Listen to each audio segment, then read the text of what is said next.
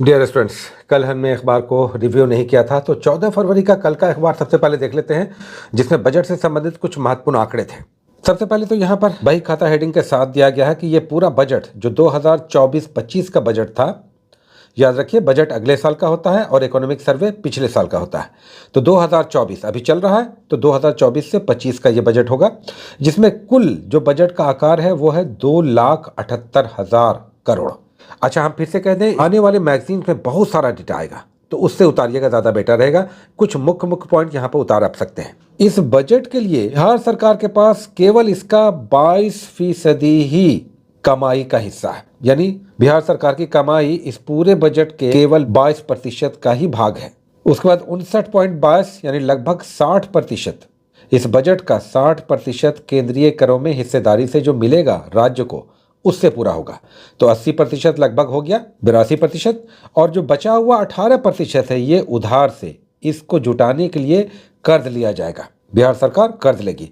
तो पूरा बजट जो 2.78 लाख करोड़ का है, उसमें से बिहार सरकार की कुल आय का केवल 22% ही कवर होगा।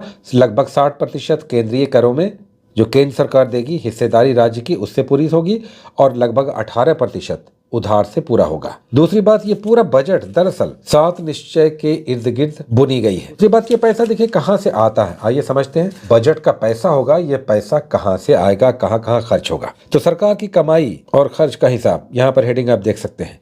लगभग 40% केंद्रीय करों में राज्य की हिस्सेदारी, जो बिहार सरकार का आय है, इनकम है, उसमें 40% केंद्रीय करों में जो सेंट्रल गवर्नमेंट के टैक्सेस हैं, उसका अंश जो बिहार को मिलेगा वो लगभग 40% कवर करेगा। यानी सरकार की आय का, बिहार सरकार की आय का सबसे बड़ा मद जो है वो केंद्रीय करों में हिस्सेदारी से पूरा होगा। उसके बाद लगभग 19.47% राज्य सरकार का अपना राजस्व है, यानी जो बिहार सरकार का टैक्स कलेक्शन है उससे लगभग 19% बजट पूरा होता है। अब आइए खर्च कहाँ होता है, तो सामाजिक सेवाओं पर लगभग 38%, बल्कि 39%। उसके बाद लगभग 29% सामान्य सेवाओं पर, उसके बाद आर्थिक सेवाओं पर लगभग 22%। ये आपके खर्च का हिसाब है। और 29 बल्कि 30% सामान्य सेवाओं पर और आर्थिक सेवाओं पर लगभग 22%। ये बिहार सरकार के खर्च का हिसाब किताब है। उसके बाद देखिए, एज यूजुअल संपादकीय पर इंपॉर्टेंट आर्टिकल है। आज के संपादकीय में काफ़ी इंपॉर्टेंट आर्टिकल है। अभी किसान आंदोलन चल रहा है, MSP इसमें मुख्य मुद्दा है, तो इस पर कानूनी दर्जा कैसे दिया जाए, क्या अड़चने हैं, उसका डिटेल्स है, तो इसे आप पढ़ सकते हैं। उसके बाद देखिए, यहाँ पर 2 नहरों पर, जो वैश्विक नहरें हैं, चाहे वो पनामा नहर हो या स्वेज नहर हो, उस पर संकट छाया हुआ है। नहरें सूख रही हैं या फिर आतंकवादियों के द्वारा इन पर आक्रमण किया जा रहा है, व्यापार बाधित हो रहा है। एक यहाँ पर ये आप पढ़ सकते हैं, और इसे मिलाकर आप अगर पढ़ेंगे तो एक और ये भी लाल सागर और अरब सागर में किस प्रकार हूती विद्रोहियों के द्वारा पिछले दिनों आक्रमण हुए हैं, उससे व्यापार बाधित हुआ है।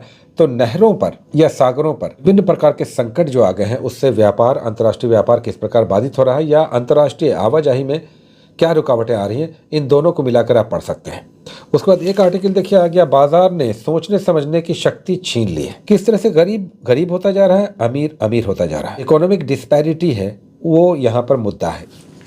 अगर आप कहेंगे कि इन 4 में से कौन सबसे इंपॉर्टेंट है, तो सबसे पहले आप MSP पढ़िएगा, ये वाला, और उसके बाद आप ये वाला पढ़िएगा, भारतीय नौसेना लाल सागर में चीन पर भारी पड़ रही। ये 2 पहले आप पढ़िएगा।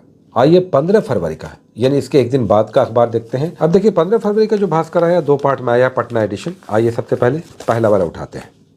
फर्स्ट पेज के बाईं तरफ बड़ी खबर है, UAE में पहला हिंदू मंदिर स्थापित हुआ है। UAE की राजधानी अबू धाबी है। अबू धाबी में ये मंदिर स्थापित हुआ है 900 करोड़ से।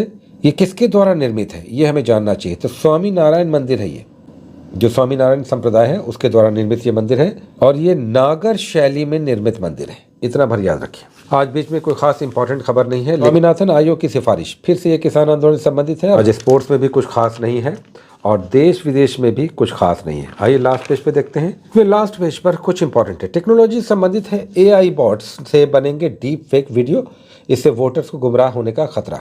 अब चुनाव होने वाले हैं विश्व के अलग अलग देशों में, अमेरिका सहित इंडोनेशिया, भारत, पाकिस्तान, सब में चुनाव चल रहे हैं। इसमें किस तरह से AI अपना जलवा बिखेरेगा। डीप फेक वीडियो बनने लगेंगे, नेताओं के सामने आने लगेंगे। यहाँ पर करुणानिधि का आप देख रहे हैं डीप फेक। उसके बाद देखिए, कागजी नींबू असम का राजकीय फल घोषित हुआ है। कागजी नींबू, जिसे स्थानीय भाषा में काजी नेमू कहा जाता है, काजी नेमू ये राजकीय फल घोषित हुआ है। और एक और नीचे आप आएंगे तो देश में सेंसर से पहली बार भैंसों का डेटा इकट्ठा किया जाएगा। आप जानते हैं कि हरियाणा के हिसार में केंद्रीय भैंस अनुसंधान संस्थान है। यहाँ की भैंसों को विशेष प्रकार के सेंसर लगाए जाएंगे, जिससे उनके स्वास्थ्य, उनके पालन पोषण से संबंधित सुविधाएं तो मिलेंगी ही, साथ ही ये दूध कितना देंगी, कल क्या बीमार रहेंगी, कल क्या नहीं खाएंगी, ये सारा डेटा इस सेंसर से पता चलेगा। तो टेक्नोलॉजी का व्यवहारिक रूप एक यहाँ पर भी आपको दिखाई देगा। ये था आज का कुल मिलाकर 14 और 15 फरवरी का दैनिक भास्कर। Take care.